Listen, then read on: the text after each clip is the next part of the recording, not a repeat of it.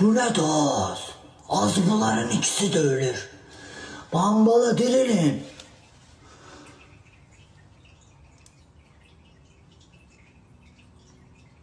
Boy, bunlar niye öyle? Aradan gelsiniz siz.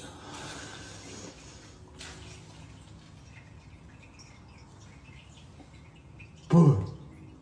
Satım ölür. Satım ölür.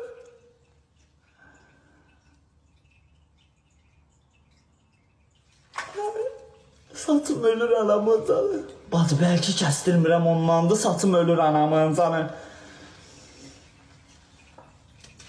Bambala dik dayan. Bambala dik dayan.